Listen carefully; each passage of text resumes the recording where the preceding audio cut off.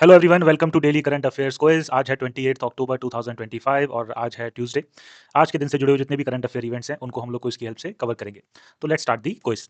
जो पहला क्वेश्चन है हमारे पास वो कॉन्फ्रेंस ऑफ पार्टीज 30 से जुड़ा हुआ है। COP 30 जिसको बोलते हैं, United Nation climate change conference की ये 30th जो कॉन्फ्रेंस है वो होने वाली है।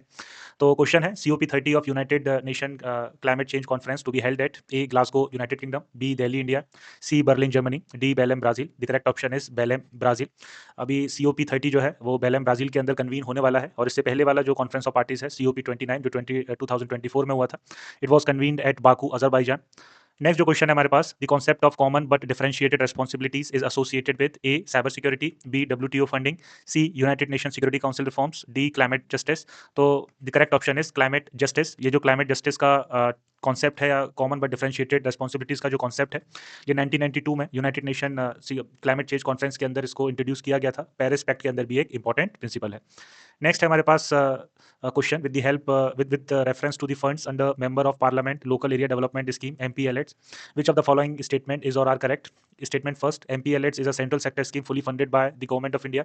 ये स्टेटमेंट बिल्कुल ठीक है, सेंट्रल सेक्टर स्कीम है ये। सेकंड स्टेटमेंट है हमारा, the annual MPLH fund entitlement पर MP इज 5 करोड़। ये भी ठीक है, यहाँ पर हर MP को 5 करोड़ एनुअली खर्च करने के लिए मिलते हैं अपनी कॉन्स्टिट्यूंसी के अंदर। थर्ड है हमारे पास, the funds are non lapsable and carried forward to the subsequent years. ये भी ठीक है कि अगर एक साल में ये फंड खर्च नहीं हो पाते हैं तो इसका जो अमाउंट है वो नेक्स्ट ईयर ट्रांसफर हो जाता है। फोर्थ जो स्टेटमेंट है हमारे पास, a specified portion of the funds must be allocated for the benefit of schedule caste and schedule tribe population. ये भी ठीक है कि एक स्पेसिफाइड पोर्शन जो है, जो वीकर सेक्शन है सोसाइटी का, उसके वेलफेयर के लिए रखा जाता है। तो चारों ही जो स्टेटमेंट है वो ठीक है हमारे पास। So the correct option is D 1 2 3 4।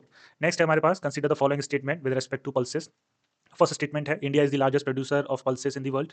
तो ये स्टेटमेंट बिल्कुल ठीक है, इंडिया लार्जेस्ट प्रोड्यूसर भी है और लार्जेस्ट कंज्यूमर भी है पल्सेस का। दूसरा स्टेटमेंट है हमारे पास, India is net exporter of the pulses. ये गलत हो जाएगा। इंडिया लार्जेस्ट प्रोड्यूसर भी है, लार्जेस्ट कंज्यूमर भी है और लार्जेस्ट इंपोर्टर भी है ना। तो इंडिया सबसे ज़्यादा इंपोर्ट करता है पल्सेस को। तीसरा अगर बात करेंगे, Madhya Pradesh is the largest producer of pulses in India. तो ये स्टेटमेंट भी ठीक है। अब जब जिस ईयर आप एग्जाम दे रहे हैं वहाँ पर देख के जाएंगे, राजस्थान और मध्य प्रदेश के बीच में ये स्विच होता रहता है। तो first and third are correct statement, so C is the correct option. Next है हमारे पास, which of the following languages have been conferred the status of classic language? A Bengali, B Pali, 3 Odia. और आपको बताना है कि इनमें से कौन सी लैंग्वेज के पास क्लासिक लैंग्वेज का स्टेटस है। तो टोटल 11 लैंग्वेजेस को क्लासिक लैंग्वेज का स्टेटस मिल चुका है अब तक। और बंगाली, पाली, ओडिया, ये तीनों ही के पास ये जो स्टेटस है वो हमें देखने को मिलता है। सो the correct option is 1 2 3 D. 2024 में 5 लैंग्वेजेस को क्लासिक लैंग्वेज का स्टेटस दिया गया था, बंगाली, पाली, प्राकृत, एसएमीज और मराठी। और इस तरह टोटल 11 लैंग्वेजेस को ये जो स्टेटस है वो मिल चुका है। So this is all about the quiz.